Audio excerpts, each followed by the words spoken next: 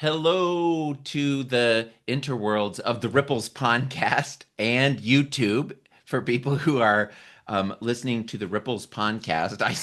I started to say hello to the people joining us live.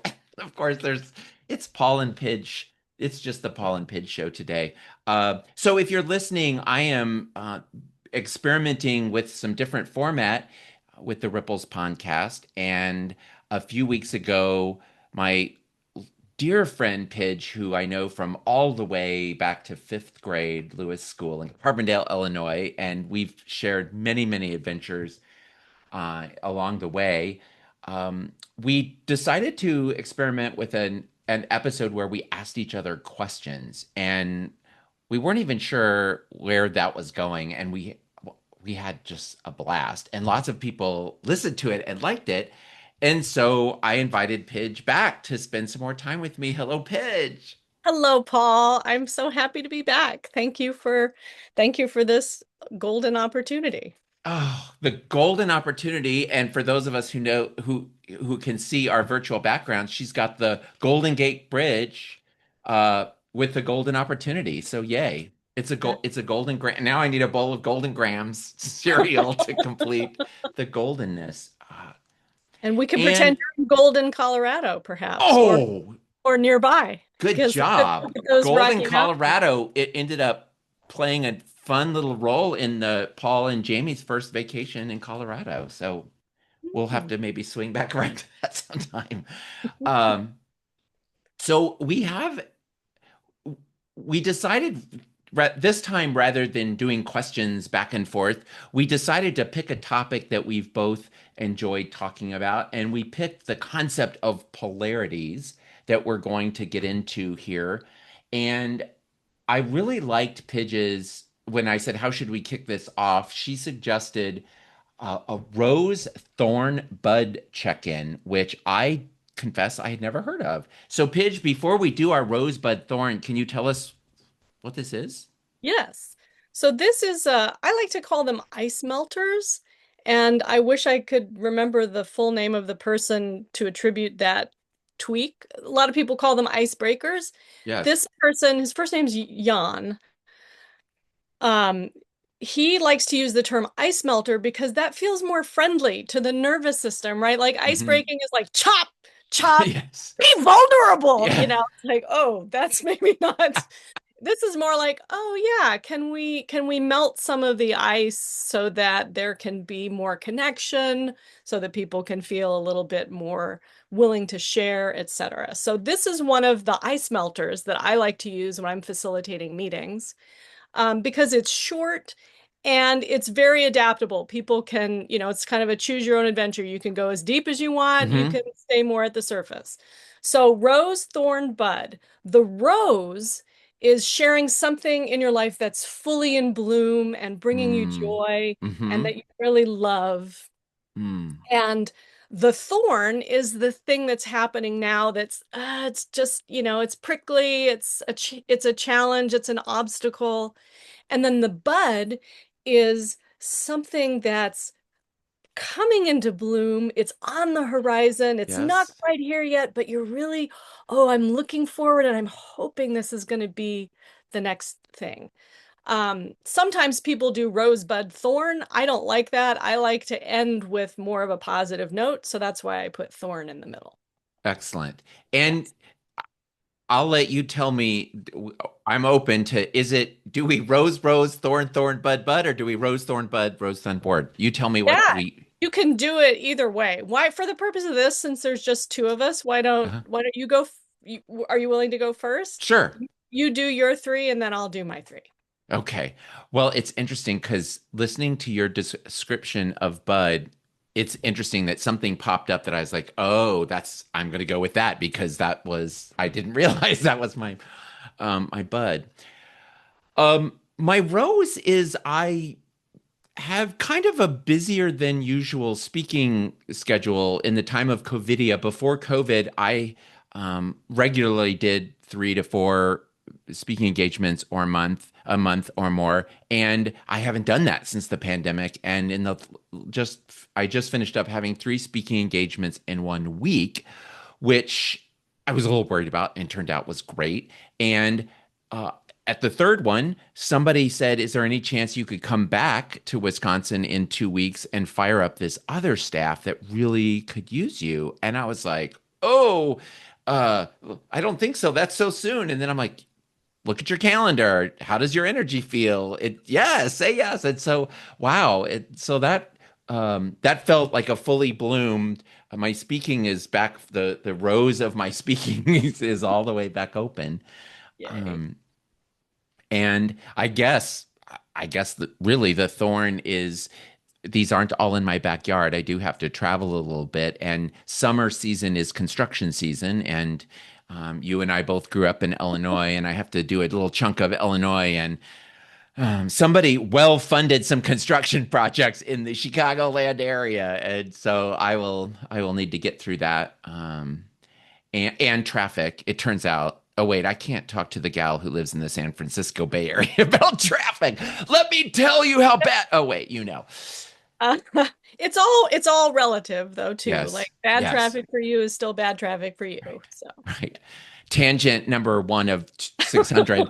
So I don't know if you experience this when you go back to Carbondale, but I certainly have my Madison, Wisconsin, where I lived for 20 years, and my Cincinnati, Ohio mindset of what it means to go across town. And so if I am meeting somebody on the other side of town, I need to give myself at least 30 to 40 minutes. And Cincinnati's the largest place I've lived.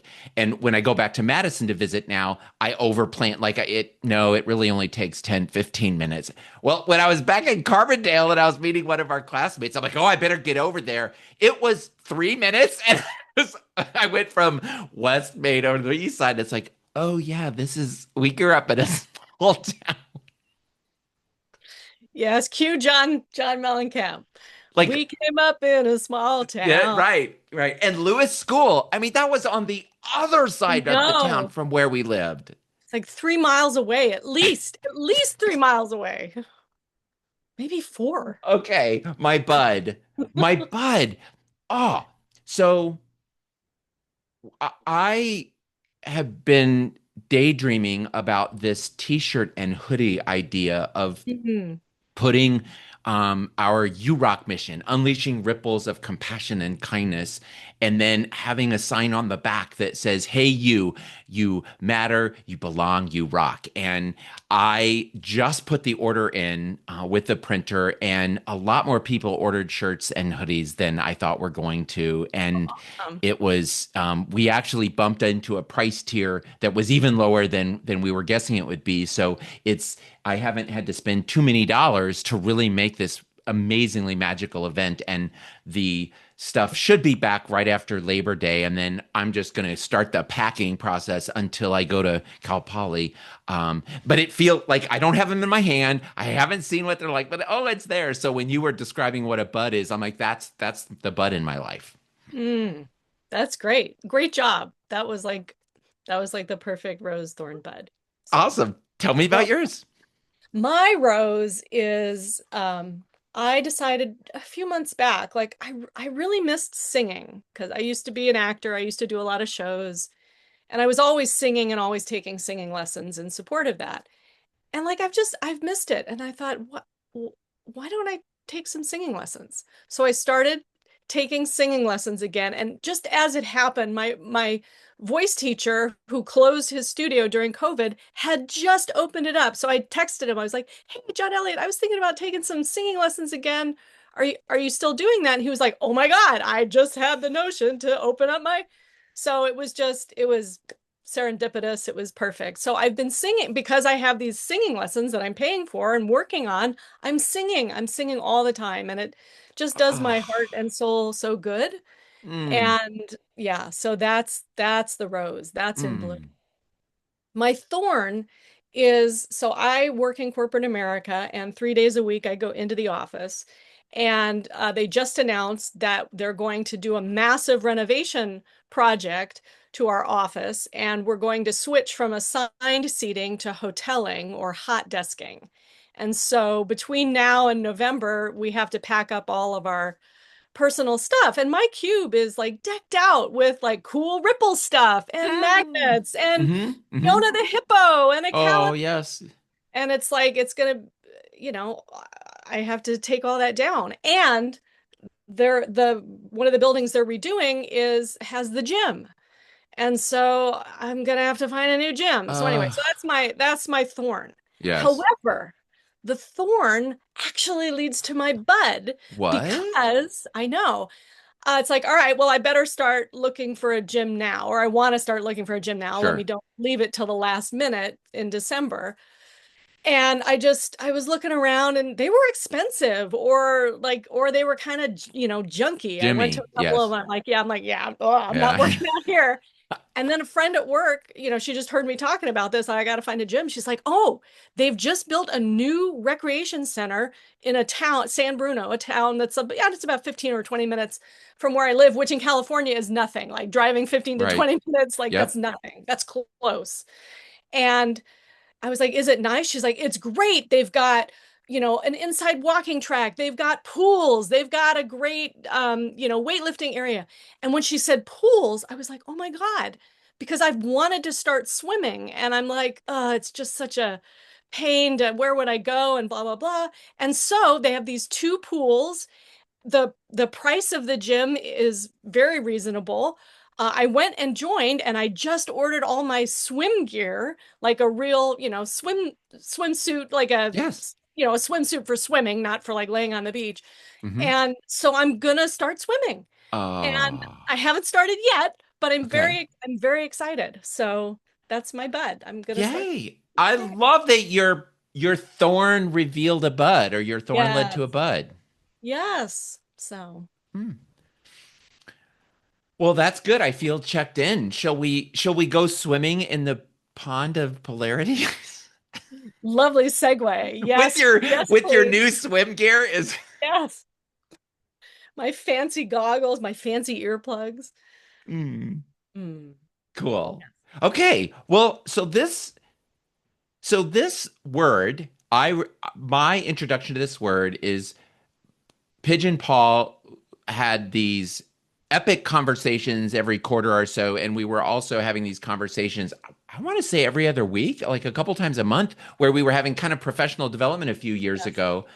And my friend Pidge has been to lots of workshops, read lots of articles, and I feel definitely one of my sources of, oh, what's the latest? What's the thing? And she was using a term that I sort of understood from context, polarities, but she was clearly using it in a way that's like, oh, this is something. And um, I think I asked you a couple times, and you were like, remember how last time I explained it? I was like, oh yeah, you've explained it once. And For that. well, good. I'm glad you don't remember that. But I found, because I would keep these Apple notes before I had a single file, I would go and I kept seeing polarities popped up. So finally, I'm like, okay, I need a deeper dive. And you said, oh my gosh, I'm getting ready to give a presentation at my work about it. And I was like, ooh, either practice on me or review it with me after you've done it. I can't remember which it was. And Yep. I just, anyway, so sorry. So, No problem. exactly. I love us. I love us.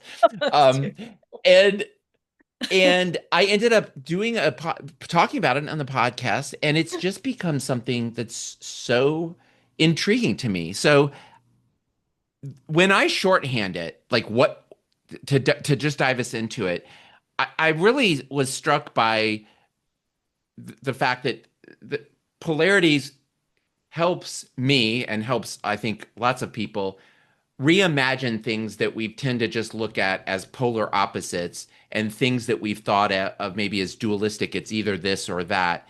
And it's like an invitation to think about the interdependence, how they're related to each other. And I don't know if I Googled if it would say this, but I feel like so central is to it is that in pairs of things where you're very comfortable and this is the right thing over on this side, that it's really to say, well, there's benefits to both. There's what you may be thinking of as good and bad may be different, and there's benefits to both. What do you Yeah. think? Is that Yeah, no, I think that really gets to it. It's like the interdependence is really key. Like it's a pair, right? A polarities is a pair of values, goals, needs, aspects, and they're seemingly contradictory, like you said. Like we think, oh yeah, I really like B, and that makes A crappy. And it's like it's A or B, and it's like, no, it's A and B, right? It's not a problem to be solved. It's a polarity, or some people call them paradoxes, to be navigated. And there's tension that exists between the two poles, right, of the polarity. But that tension is a good thing because both sides of the pole are valuable. And we tend to have pretty strong preferences on one side of the polarity or the other most of the time. But like you just said, both poles have benefits and both poles have drawbacks if we overuse them. So one of the simplest polarity that I like to use to explain it, because it's neutral and it's something everybody does. So the polarity of inhale and exhale, mm-hmm. right? And so you need both in order to Right. breathe, right? You Right. can't just do one. If you're only breathing in, you get something called hyperventilation, right? There's too much oxygen in the body. Yep. And if you're not breathing in enough and you're over exhaling, then you've got hypoventilation, right? Mm-hmm. Um you've got not enough. You've either got you've got too much oxygen or you've got too much carbon dioxide in your system if you're not navigating the polarity of breathing. So Mm-hmm. inhale, exhale, right? I think so. The extroversion and introversion is the Mm-hmm. one that I often jump to. Yes. And for people listening to this, if they're familiar with Myers-Briggs, some of this will sound Yes. familiar. It's which is actually based on Carl Jung and personality. But I think it's so common when I do presentations in workplaces. I will talk about I actually step back from Myers-Briggs and look a little bit about Carl Jung, and there's so much now that we say what we used to think of as fixed personality is really much more malleable. And most people can quickly identify themselves as either more extroverted or more introverted. And then they see that a source of conflict in certain relationships where somebody is very different than them. Yeah. And I think it's a good example for me that as somebody who's more of an extrovert, and I think in general there's a bit of a bias towards extroversion as seen as this is more social. Yeah. Um, In the US in it particular, I in think. the Yeah. right, Yeah. thank you. Yes, in the U.S. and in workplaces, we tend to identify Yeah. that's a good leadership skill. Being Yes. extroverted and interpolarities, and it said, and I don't know if rules or guidelines, but I remember one of the things that you said is that when you're identifying like the benefits of one and the potential overuses, I like that instead of like the potential overuses, that Yeah. if you're making a list of the potential benefits of extroversion and introversion, and one is really longer, that's a sign that you're leaning there, and it's like go spend some more time thinking about what the benefits are of the other. Yeah, Yeah. that's exactly right. And I think so like when we're working with polarities, like just in ourselves, that's Hmm. exactly right. Like I'm also preferenced on the extroversion pole. Although I will say over time, I think it's less of a preference. I think I'm a little bit more naturally balanced, but not certainly not when I was young. I was all extrovert all the time. And I definitely thought, yeah, extroverts good, introverts, aw, poor introverts, and it's like Yes. Yes. that's not it. They're equally valuable. I think one of the reasons why like why polarities work lit me up so much and why I'm so interested in it is because I'm married to someone, Dave, who on the Myers-Briggs framework, we are polar opposites on every single Oh, one wow. of the Okay. aspects. Okay. So I'm ENFJ, he's ISTP. So without knowing polarities work, I've spent years and years Oh, and yes. years navigating this polarity, not and honestly not very skillfully because I always looked at it as a problem to be solved. Like if I can just get Dave to be more like me, all will Yeah. be well. Yeah. And Yeah. let me tell you that that not only is that not true, it also doesn't work. Yes, yes, yes, It's yes. ineffective.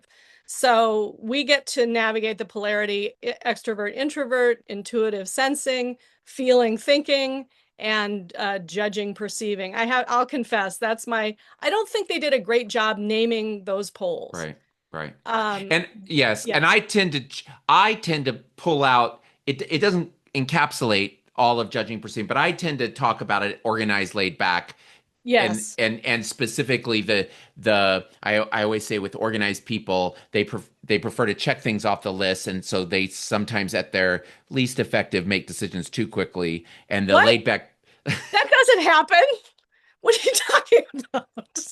and then laid back people, we like having options so much that we sometimes delay making decisions, Yes, and because once you make a decision, you have fewer options, and that's yes, the piece of which I think is in there. I think again, it's more complex than that, but that's the piece where I think polarities and when I give these sort of light descriptions to people in workplace rather than, giving them an instrument to fill out. And I just say, based on this, where do you think you are? And I get them stand up. And then in this one, I try to get the organized group to talk about what it's like to experiment with flexibility and think about how that's a plus, and that laid back people structure, that sometimes they're a little allergic to structure and how they see that, and again, I was doing that before polarities, the term or the concept came in, but it helped me understand what I was doing in those examples and then start applying it to places that I wasn't. And that's where it got really exciting for me. yeah. No, that's brilliant. And that's the thing. Like you were doing polarities work long before you knew that it was like this whole, body of work. Barry Johnson, I think, is the person who's known as like the father of polarities Okay. thinking. Although there's many different practitioners. But I love that you brought up like organized flexible or structured flexible or Yes. like that. You and I, if we look at our relationship and we look at our Myers-Briggs Yes. types, Yes. you and Yes. I are both ENF, Yep. and then we diverge. You're P and I'm J. Yeah. And like even in like talking about how we're going to do this podcast, right? Yes. Oh my gosh. That we came across like I like to call it a contretemps, a little bit Yes. of a conflict Yes. around how we were going to approach it because I am very preferenced on structure, planning, preparation, Yes. Yes. and you're preferenced on flexible, go with the flow. Although I think you're pretty good at I think as an entrepreneur you've had to learn how to how to move to the other side of that polarity. Does that Sure. seem true for you? Yes. Yeah. Yeah. But I think Um, my instinct, and yes. it's in a situation like this, I think yes, the natural instinct is to lean back on that flexible and Yes. let's just talk about it. Yeah, whereas I can even feel myself like tightening up a little bit like yes, I Right. like to be prepared, Paul. I was an actor for many years. I like to know the script. I want to know it cold because Yeah. that if I know it cold, then I can relax. Yes. Yeah. Um and yeah, so you and I we were navigating our polarity and Yes. I think you were rightly concerned with what if Pidge is overusing the preparation? Is she going to Right. come here and sound like a robot? Or, have some person, hi, I'm Pidge Mead, and I'm an expert on polarities. And in the next 30 minutes, you're going to understand, Yes. There you go. And Yes. then, like, I was like, yeah, but if we don't have some kind Yeah. of structure, is it Right. just going to be a Right. 4-hour blather But fest? You know, which we know how to do. we There's know how to we have do, yeah, but I don't we think have it the makes phone a good. records to prove it. It's true. I don't think it makes my story is it doesn't make for a great podcast because Right. people will be like, Right. what's this? Oh yeah, click. Turn this. Yes. Right. And I think the work that we did to prepare for the first conversation that we had, the questions, we Yes. definitely prepared. We definitely created structure, and then it certainly the experience of it required flexibility, right? Because there were some like Yes. I missed a question, which then was like, oh, and then at one point, I remember I didn't. I didn't know how long we had been going. So then I had this sense of like, we're out in the ocean and I don't know how far we are from shore and I don't know what to do. And so, yes. Yeah, And then when you listen to it, I think it worked. I think there was evidence of structure. There was evidence that we went with things and that I don't, is it easy to explain the figure eight? I tend to do this yeah, because of that you're image. drawing a figure eight with your hand. Yes. Yeah. I think of it more, it is a figure eight. I think of it more as the infinity symbol. Yes. Absolutely. Um, Yes. but either way, like if you Yes. imagine a figure eight on its side or the infinity symbol, that's the key, right? Because in a healthy system, the polarity is being navigated all the time and it's a movement, right? It's that figure eight movement between the two poles. Because what naturally happens is, yep, we got the benefit of this one. Oh, now we're getting the overuse. Okay, let's come back over to the other pole. And now we're doing a little too much on this side. Let's go back over here. So Hmm. it shows both the interdependence of the two poles and also the movement between the two, which is what leads to a healthy system. An unhealthy system, which is, I imagine people will be able to think of their own examples, like is it, we call it polarization, and Yes. the two poles Yes. are not in contact with each other at all. And you've got Yes. people, Yes. that's where we get to the binary either or thinking. It's Hmm. like, I'm this and that's good, and you're that and that's bad. And it's not true. Yes. Both this and that are good and Yes. useful, have Yes. benefits and have, potential overuses. Overuses. Yes. And the thing I think that makes the work so important to me and what makes it feel so pivotal, especially at this time in history, is that Hmm. I think we've gotten so out of balance in the ability to sit in the vulnerability and the discomfort of navigating to that pole that we're not preferenced on.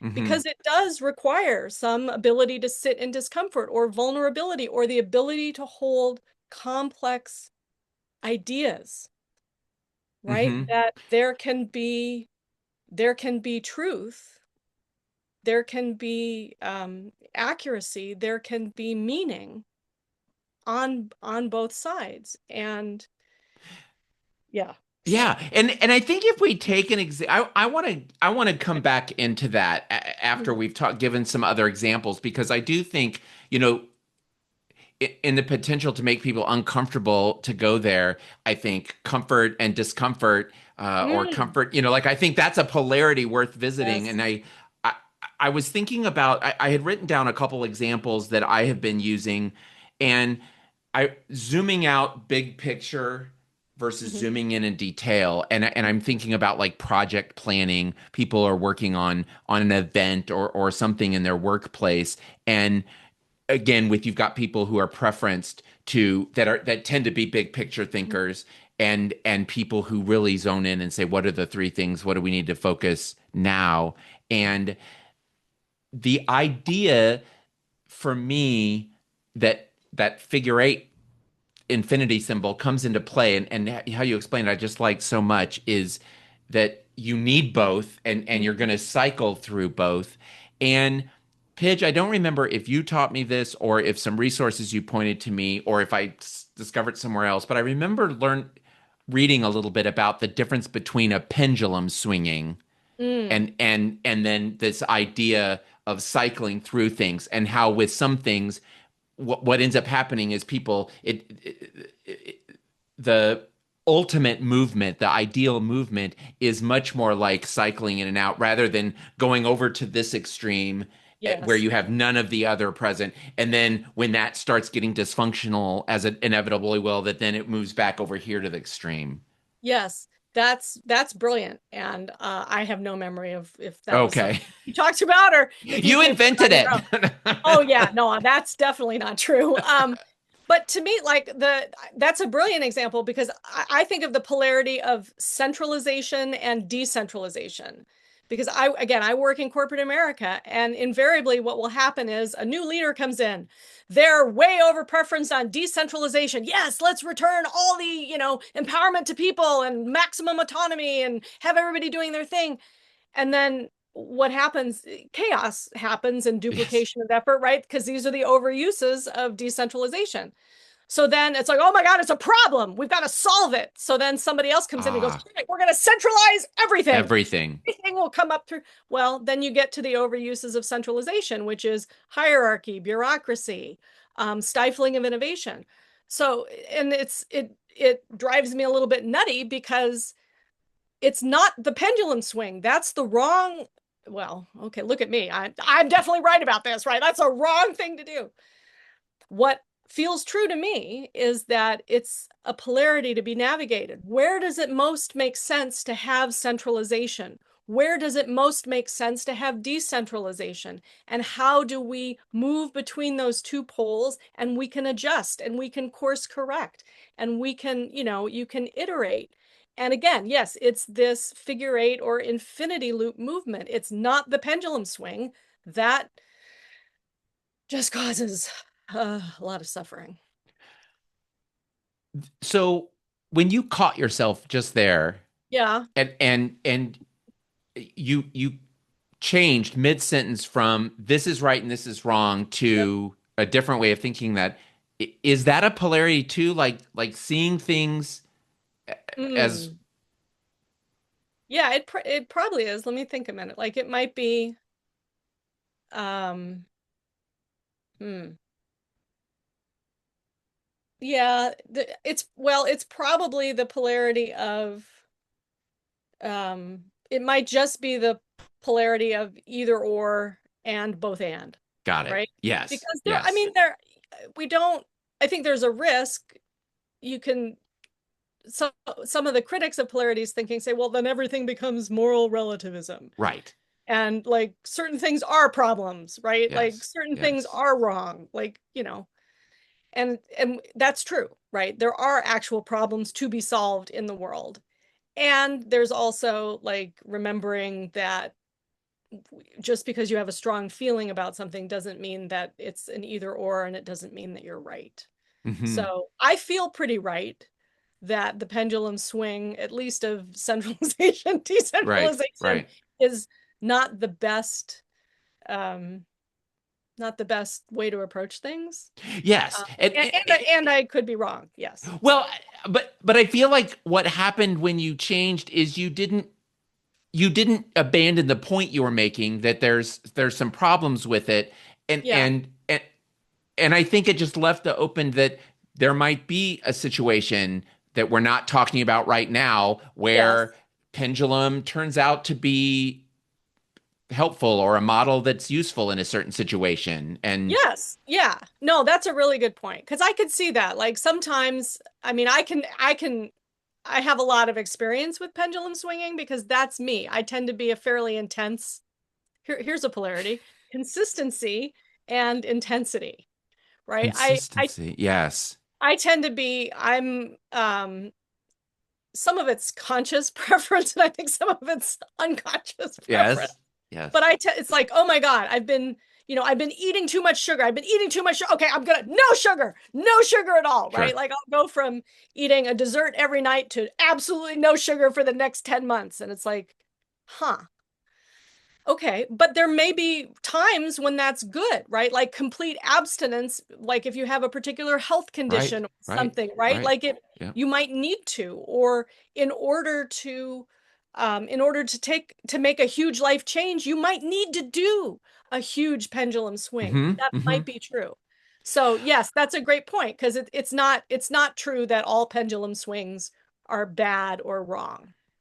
Yeah, it I can. Yeah, go ahead. I have I don't know if this is related or not, but I thought of it when I was saying it and I jotted it down. Another polarity that I just kind of came across in a conversation with a friend of mine who was trying to help somebody that I kind of know but not really well with an issue that they're grappling with. And my friend said, I just hope they get some clarity. Mm, And it totally made sense to me. And mm, and I got off the phone And the next morning, there was a quote of the day Mm. that was relating to mystery. Ooh. And I did not consciously think when my friend was saying, I just want for this person's certainty and clarity. Mm. I didn't immediately go like that's bad, but there was something that just like Mm. inside like that. But then this mystery, I thought, oh, certainty, clarity certainly has its benefits. Mhm. And what if it has some overuses? And is there not a place for mystery? And is mystery sometimes a really powerful place to live from a personal development or maybe even professional development? And I sent that off and via email, and my friend was like, "Oh, that adds another angle." And I was like, "Oh," and so then I was like, "Oh," and next week I'm going to be talking to Pidge about polarities, right? So does that feel like a polarity? It totally does. Yeah. Yeah. I think I would, and maybe this is a good time to, maybe I already said this. Oh, geez, I don't know. Anyway, No, I'll say it again. It bears please do. repeating. When you're naming the poles in a polarity, and to be clear, you get to name them, like you and whoever's involved in the Yes, conversation, you yes. get to decide what they're called. There's no absolutes. They just need to be either equally neutral or equally positive. So, yeah, so this polarity, yeah, maybe it's certainty and mystery or certainty and faith, or yeah, you could, there's a lot of different ways. You just need to agree on whatever the wording is that makes it feel best for you. And So, yeah, go ahead. this idea that it needs to be positive or neutral, is that to help us get away from just making one be better than the other? Yes, absolutely. That's why Okay. it's really important because and I think that's what happens, if you get into something like a group think situation where like everybody is agreeing, and it turns Yes. out when groupthink happens, it's usually not a very good idea that emerges, or not a very good solution. It's because usually it can be because people are way over preference all on the same pole, and they're likely to say yes, that we can either be flexible or stick up the butt, right? So if don't you're if you're naming the polarity that way, like Yes. flexible and stick up the butt, Yeah. that's you would say positive to neutral on one side and negative on the other side. So it's and just the fact that you're doing it can be a clue. If you're looking for Sure. polarities, can be Sure. like, oh, I Go bet we're ahead. all, oh, look what's happening. There's a polarity here, and we're villainizing the pole that we don't preference on. So maybe you can help me either decide this isn't a polarity or help me come up with this, because I had been jotting some notes as I knew this was coming up. I'm like, oh, I think this is one. Is another one, and I wrote down one of the things I love that you taught me is instead of using the word versus or vs period and the Yeah. word or, they use the little, is it a double colon? It's a double colon. Yeah. I mean, you can also use the word and, Yes. right? Because it's both and thinking. Mm-hmm. But when you're writing it, yeah, I think it comes from mathematics. You have, so Ah, we have inhale, and then you have colon, colon, then the word exhale. And the double colons indicate the existence of the polarity. But when we're verbalizing it, we can say and. right. We don't have to say colon colon. No, that's a So, little weird. yeah, that's a so I I'm going to use an unword that certainly has a negative connotation, and Uh-huh. I was thinking of it in a positive way, and I wrote down satisfied colon colon unsatisfied, and Mm. and I was thinking about dissatisfaction as being like a growth inducer, like I'm Hmm. not satisfied with my life right now, and Hmm. and that can be useful to propel us to move. Yep. Can you either maybe help me, what's a word that might be less negative than? Yeah. Satisfied and unsatisfied. Like it might be accepting and seeking, or Hmm. um, Yes. I probably need to know a little bit more about the exact context Yeah. uh, to to Well, or like have a little like bit more like of the like let's say context. if Yeah. my work, like I I like my work. Everything's fine. Mm, But gosh, I wish I was doing more of this kind of gig or like, and just like there's a sense where I'm not, things are good and contentment is good and I like that. But oh, I kind of wish things were different. And I feel like that wishing things were different is often a catalyst for mm, growth. And so mhm. that's where I'm saying is like at first blush when I say I'm unsatisfied, that has a negative connotation to it. But the way I was thinking about it, I'm like, oh, it's such a good thing that's where I'm like, I think it's a polarity, but I want to find a word that follows the guidelines. Right. Um, Dissatisfaction. so yeah, I mean it might It's still got that negativity. I don't yeah. So let me think about it because know. if we're navigating between the like maybe it's like it might be more like stability and growth. Yes, yeah. I wrote that's two below on my list because I Okay. Yeah. really I really like um you Yeah. know It might, yeah, maybe it's comfort and like restful comfort and productive discomfort. Like sometimes you need to add an ah adjective or yeah. something to modify it Do you because remember I what think you just said? yeah, I Re- said restful comfort or like maybe restorative comfort and productive discomfort. Does that kind of get to what you're Yeah. I like the benefit of being able to add an adjective because then I think it softens up. So yeah, I want to make sure I'm going to pause here and ask my friend Pidge. yes. It, this feels great to me, and it feels like we're going in awesome direction. And I was gonna bring up fixed versus growth mindset next, Yeah. but Okay. I'd love to just check in with you and say, hey, is this working? Is there something sitting over here that you're hoping we get to in a second? Or Um, is there something? No, I feel like I'm in the flow with you. Like, I yeah, jotted down like some humorous anecdotes, but I'm not attached to sharing great, them.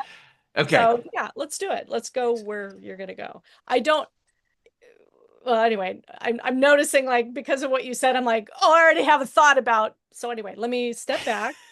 Let me relax in the faith that you're gonna tee this up correctly, and I'll just respond to whatever you say next. And if there's some incorrectness to I'll be so open to feedback and say, "Oh, I don't know about this," because I Yes, don't know if it is useful because I know not everything is a polarity. There, right? Some right. things are poles that are not meant to dance like this, I Yeah, like suppose. something there are either or. It's like, oh, Yes, yes, I've been offered a new job. I'm either gonna take it or I'm not or gonna not. take it, You're right? right, Or, right. pollution, right? Yes, There's no amount of pollution that's really good, right? It's not yes, like you definitely want to have some pollution. And maybe yes. there are ways in which that's true and I'm just not aware of Right. it. But yeah, not that's one of the things like once you start seeing polarities, it can be Yes. tempting, sort of like Yes. hammering a nail, right? Oh, Yes. I've got the Yes. hammer of Yes. polarities. Yep. Bam, bam, Yep. bam, bam. And it's like, oh no, that was a screw. Oh no, that was a nut and a bolt. Oh yeah, I can't use a hammer on that, right? Yes. So beware. Not And everything is a polarity. yes, And there's and yeah, go I ahead. remember you told me that, and I ended up I went back and found some notes where I had been like, so Pidge, is this like because I started everywhere was constant polarities, and so you and I did not talk about this beforehand, and so I'm really open to your feedback and guidance. But I had this interesting situation with fixed versus growth mindset, and this is a way of thinking about folks and development that I want to say Carol Dweck. Does that sound It right? is Carol. Mindset? Yeah, Yes. yeah, Carol it's Carol. Dweck. I can Angela Duckworth's Grit. I learned about both of those in roughly the same time. I fell in love with both concepts. I was teaching them in my presentations, and I could never remember Duckworth was Grit and Dweck was, and the fact that they were both theists, like, oh. So Carol Dweck comes up with this really useful distinction that I've seen really talked about in education, really talked about now in corporate America. My Procter and Gamble, my P&Gers that I hang out with all the time, they talk about growth mindset versus fixed mindset. And to explain it really quickly, the idea is that um, peop some people can get trapped in a fixed mindset if they think how good they are, how successful they are, is a result of these fixed traits, how their current talent level, their intelligence. And when they encounter failure, when they encounter they're not meeting up to needs, if they have a very fixed mindset, they think they've reached the capacity of their potential. And that a growth mindset says, I haven't figured it out yet. I'm not wise enough yet. I'm not skilled enough to do this yet.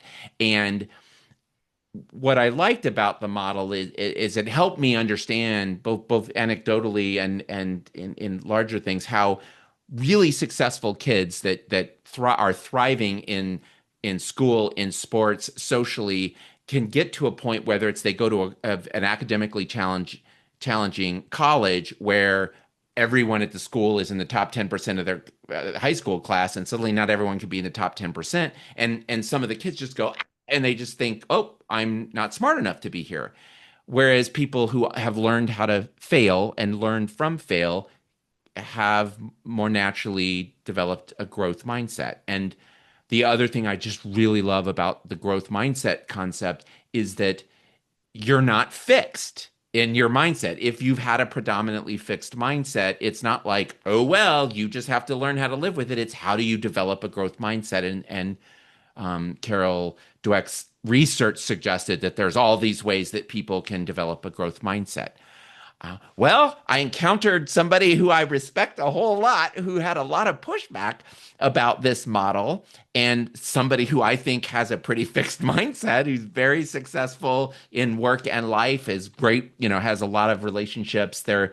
And I think they have a fixed mindset. And I was getting pushback when I was introducing this model, and he started talking about stasis, and the example that I wrote, stability versus growth, is one that we came up with as a way to say, is the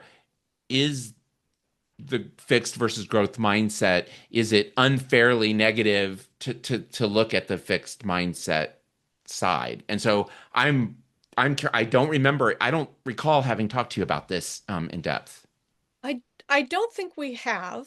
And I will say, like, I'm not an expert on growth mindset, fixed mindset. I think you're more knowledgeable. Okay. From just listening to how you're talking about it, what comes to me is that what I believe, or how I'm the story I have about growth mindset, fixed mindset, I do believe it's set up as an either or, and like having a fixed mindset is a problem to solve, and that growth mindset is superior to fixed mindset. And that's my understanding. So that makes that not a polarity. Mm-hmm. However, Mm-hmm. with what you're talking about with your friend, what occurs to me is there may be an adjacent polarity, which Mm. is stability growth, or homeostasis. And I don't know what Yeah. I'm not scientifically I don't know what that word would be. Um, and I think both are true. I think that speaking as somebody who definitely I mean, I'm I think one of my growth edges is to have more of a growth mindset, because I was somebody who I had a lot of natural, this is going to sound really No, no, no. narcissistic, I go, whatever. go, I had go. a lot of natural talent in a lot Yeah. of places. Right. And that got me to a certain point. And then when either things got harder or I tried something new, like the guitar, which was hard, and I Yeah. didn't like I didn't have the ability, like the discipline or the Yeah. whatever. I didn't know what to do when something, it was like, oh my God, this is going to take me forever to learn. It's going to be this really incremental, I'm going to have to do scales and what the hell, I don't want to do Yeah. it. Yeah. And it's like, oh yeah. It's so I think I'm a good exemplar of that. However, stability and growth is a polarity, and we can just we can just look at our own like biological systems to say like it like as a child who grows, it's not like a constant, right? It's there's you grow and then you kind of, all right, now this is where I am. Oh, look, I've learned to walk. Okay. Or I've learned to crawl. Okay. And then I'm crawling, and that gets, and then, okay, now I'm going to be walking, and now I'm toddling, and now I'm running, whatever. Hmm. But it's the polarity, because you can't, I think the body does require rest and rejuvenation and sort Hmm. of adaptation. If we look at nature, there are times, right, when the field goes fallow or things stop Yeah. growing, Yeah. and they need to stop growing in order for new growth to happen later. Or like when what we see, I live in California, so this is wildfire country, although sadly feels like everywhere is going to be Yes. Right. wildfire country, perhaps. Anyway, I'll bring it back, Mead. Okay. Um, if you have too much growth, if you have, oh look, oh, we've got so much rain, this is great. Look at all, oh, everything's green and lush, and then um, when things get really hot and dry, there's too much growth, and it fuels these wildfires. So, like the indigenous people, when they were the stewards of the land as they were naturally and originally, they knew that. They're like, oh, yeah, there's been too much growth. We got to pare Hmm. some of this growth Hmm. back by setting these controlled fires and that type of thing.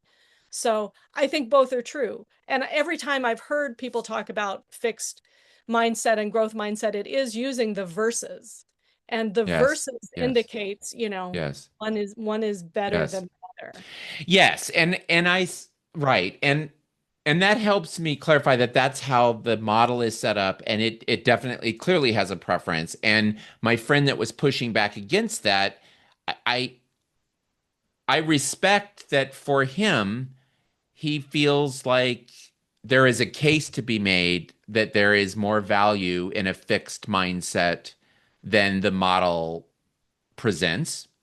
Mm-hmm. And I disagree with him. Like I think I think there's I think I like what you did, because you said there may be this polarity that's adjacent over Mm-hmm. here that is more to the point that he's making than this.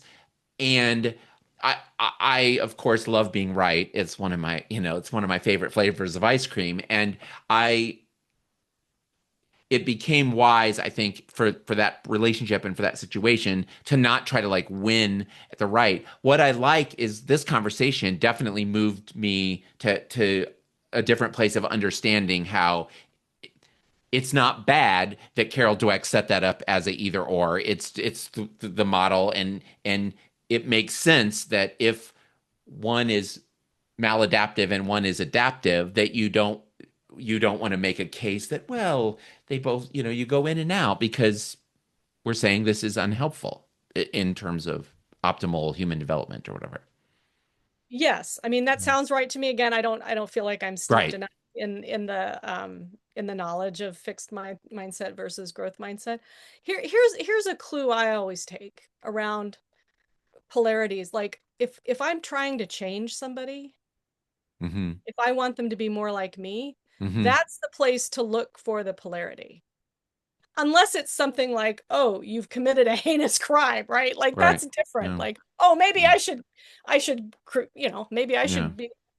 We're not talking about things like that, but like, um, there, even though you're talking about Carol Dweck's work, there's probably a polarity underneath that's happening in your relationship. That's really good. That's useful as well. That's useful. Well, I want to be aware we don't want this to be a 3-hour podcast Yes. interview. And I am wondering, uh, as you think about winding down the conversation, questions that I had in theory was about, I was curious how this concept of polarities has helped you in relationships or in your personal life or in your professional life. You mentioned you had anecdotes, and I definitely was curious Yes. if there's an example or a story that you can tell that would allow somebody who's just getting into this to have another example of, oh, this is how polarity thinking might be helpful. Yeah, sure. Again, I go back to my marriage again because I think there is a lot of polarity in in our marriage. And that even this is maybe too meta, but like l- some people are really drawn to polarity, like I am, right? Like I like it. I Yes. like the tension. Yes. Oh, Yes. there's a little bit of conflict. Ooh, there's juice. Ooh, you're like this and Yes. I'm like this. Ooh. Some people are not, right? So I think there I don't know are, what you're talking about. I And know, right? I don't, it's just a hypothetical, Paul. It's just a hypothetical, right? So, um, again, it's not wrong or bad to have a preference one right. way or the other. It's just like, okay, you Yep. gotta be able to dance all the dances. So in Right. my marriage, a lot of polarity. Um, we've done enough work on some of the things that come up. Some people talk about things like perpetual problems. If you've got a perpetual problem, something that recurs, Hmm. like the pattern recurs, the content might change, right? So if you've got the structured flexibility polarity going on, it might show up in how two people want to load the dishwasher, how two people want to parent their child, how two people want to plan a vacation, Hmm. right? If you just solve for the content, you're not getting to the thing that's underneath. If you start working on the polarity, you can use that facility that you Hmm. build up on whatever the On content all is. the things. Hmm. Yeah. Hmm. So Dave and I, now we have a joke. A lot of our polarity comes up when we travel. So now we have the joke, which is what time do you want to have the argument about what time we're going to go to the airport? Oh, Because it's like we know it's going to be a thing. yes. Because there's several polarities in here. I think there's like um control versus flow. Maybe like I want to control Yes. all the Yep. variables and make Yep. sure. He's like, I just assume it's going to work out. I don't know about early late, but maybe early on time. I want to be Hmm. there really early. My nervous system feels better. Yes. He likes to Yes. rest at home as long as possible because that's where he feels better. So we've learned, okay, here's our polarity at play. When you understand it's a polarity, when you don't make the other person wrong for Hmm. having their Hmm. preference, Yeah. that's a really important part. Right. And when you're doing the work, like the person, like you on the pole that you're preferenced on, it's really good to look at the opposite pole and find the benefits and find the overuses of the pole you're preferenced on, and vice versa. But assuming you can do all that, then you can get to what's called the transformational third way, or like the solution or the option that you never would have thought of if you hadn't navigated the polarity. So sometimes we take different flights, and sometimes we take flights on different days, and we've thought about even taking separate rides to the airport. Hmm.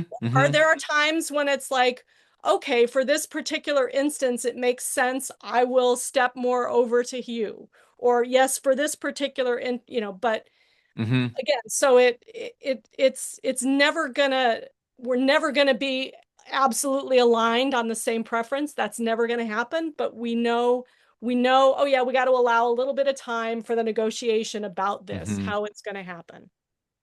Um, Is yeah, and that's transformational third way, is that like finding the way where it's not win-lose? It's like a it's win-win. Yes. absolutely it's the Okay. win for all. Yeah. I mean, yeah, that's what it is. And that's the other thing, like you have to be committed to the win for all. You Yeah. have to be out of a zero sum game, Right. zero sum gain mindset. It's like if you lose, I lose, right? I want to win. I Hmm. care about my needs. I care about you getting your needs met. That's a prerequisite. And That's and yeah. it feels like again, not to go into a conflict resolution workshop, but the idea that compromise is actually a lose-lose. It's two people that are giving up things in order to get along, and that's sometimes efficient, expedient. Third transformational third way is finding the way that both people are getting their needs met and there isn't a sacrifice. Is that right? Or Yeah, I mean, yes, it's that's true. I from the conscious leadership group, I learned yes. about the win for all, which says Yes. like compromises lose-lose. It doesn't mean you get, I mean, there's no way you can get exactly what you came to the table with. That's Right. true. Right. But you imagine this way of being together that actually does meet the core needs of what you Needs. want, Yes, and the core exactly. needs of what Yes. the other Yeah. person wants. It's going to look different, right? Right. It's going to look different than what we both came to the table Right. thinking we Right. absolutely had to have. Yeah. If you're describing a need as like what time the clock says when you're at the airport, then you can't be two places at once. But if you're saying the honoring the need behind what you have Yes. there, it's like, there is a way that we can both get our needs met and have this new solution that didn't exist before. We said, how do we find this? Yes, yes. And sometimes even, and this may be moving towards conflict resolution, but sometimes just acknowledging the core needs of the other person and saying these are valid and I care about them, that goes a long way as opposed to, no, I Yes. don't want to do it that way. Yes. So, yeah, I find it takes longer, I'll be honest. Like Right. especially in the beginning. Yes. And this is if you're somebody who really wants efficiency and you want to move things through quickly, um, polarities work, at least in the beginning, it's not fast. It's Yeah. slow and it's a little bit messy and Hmm. it does require tolerance of discomfort and vulnerability and conflict, because it's sort of inherent in the tension between those two poles. But over time you learn, oh no, though, that tension is a good tension and we can learn to be with it. Wow. We have covered a lot of ground. Yes, This has it's been good. good. I'm gonna I wrote down feelings and thinking. We talked a lot structure and flexibility. Individuals' needs versus group needs was one that I. So, and I'm going to correct your languaging, right? Well, It's and you said versus. thank you. Thank you Indivi- for correcting me. I didn't catch it. Yes. Yeah, individual needs and group And needs. group Yep. needs. Yes. Intention and impact. That's a big one for me. Like, Yes. yeah. So, Yes. Wow. consistency and intensity. Yeah, go ahead. I mean, intent. Yes, that is often presented as a. I feel like intent versus impact. Is that not? Yes, I think that's how it's often presented, intent versus impact. It, It's a polarity, intention yes. and impact. Yeah. And we tend to switch preferences depending on whether we're the Exactly. Yes. transmitter of Yes. communication Right. or the Right. The receiver of the receiver. communication. Yes. And I Yes. yes, and that is that thing. I mean, again, that's a whole nother workshop. But Yes. when in my role in teaching diversity and the words that we don't get to use anymore, it there was a bias when you were talking, and trying to say, hey, isn't it true that sometimes I found I was getting into a situation where people are seeing it more as one is good and one is bad. And I'm glad to hear I'm glad to hear that in your world and ways people think about that, it is really powerful and useful to think of that as a polarity. Yeah, it is a polarity. I think what resulted in what you're describing, which is where people say, no, no, no, we got to put all the attention on impact, is that because intention, and particularly intention of people with dominant power, that was over preferenced for so So long. long. It looked like, okay, there's this necessary correction. And again, I think it goes back to your pendulum swing, right? It's like it's not that intention doesn't matter. It Yeah. absolutely matters, but it doesn't matter more than Yeah. impact. Yes, yes, yes, And yes. and we need to be willing And to, if you haven't been paying attention to something for so yeah, long, it really needs a pretty big spotlight yes. shined on it. Okay, that's Yes. fair. Yeah, but because we're not good at navigating polarities, it becomes polarized. And then people are like, no, no, no, no, this is the only thing that matters. It's like, wait, Yeah. wait, but what about it's like, Yeah. no, it's a polarity. Well, I suppose that makes sense that there were things I had in my notes that we could go that open up all kinds of worms in that area that I think, oh, that's the next time we we get together to chat about this, because I do think that there are finding the growth edge, starting with where we're comfortable and saying these are good examples, these are relatively easy to understand, and we can take this as we develop our muscles around understanding this. We can look at areas where we are really preferenced, that we do currently think of something as this is right and this is wrong, and with the help of a friend like Pidge and a friend like Paul to say, hey, is there a way that this might be more useful to look at as an either or, as having both sides having use benefits and potential overuses. Yes. Yes, and I agree. Like start small. Or the one of my Hmm. favorite poets, David White, he's start close in. That's terrible. He's Irish. He's got this lovely Irish dialect. I'm rusty on my dialect work, but start close in. Start Yes. with the dishwasher, right? Like I like it this way, you like it that way. Oh, what's the polarity? You Hmm. know. Like Hmm. it might be like, maximum fullness versus organization. Not see, I did it myself versus organization Yeah.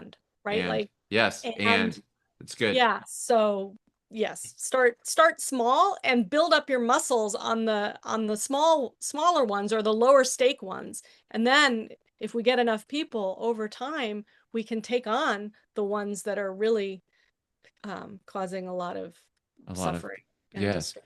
And And yeah, I think that's true in relationships, and I think it's true internally with ourselves. I think the activity and rest for me has been a really hard one because I grew up in a family that valued work and valued perfect attendance, valued go go go, and you don't take a sick day. You don't slack. And in a single parent family where there really wasn't, my mom didn't have the luxury of sick days from parenting and from nursing to afford thing. And my grandma, the farm mentality is the cows have to be milked regardless.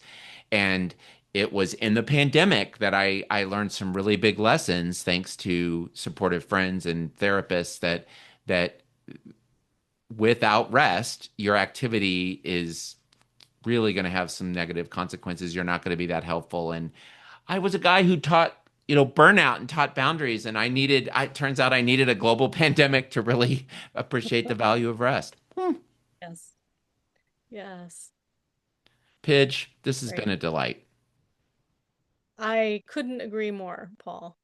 I love you and I love us. I do too. I love you and I love us. And I love that this conversation is going to go out there and be other people can listen and see if there's value and we can you can find at Ripple's Guy to let us know what you think and we'll if there's other things we should be talking about. I'm already saying what's our next conversation and it will be good, but let's leave it there and I'll say thank you, Pidge.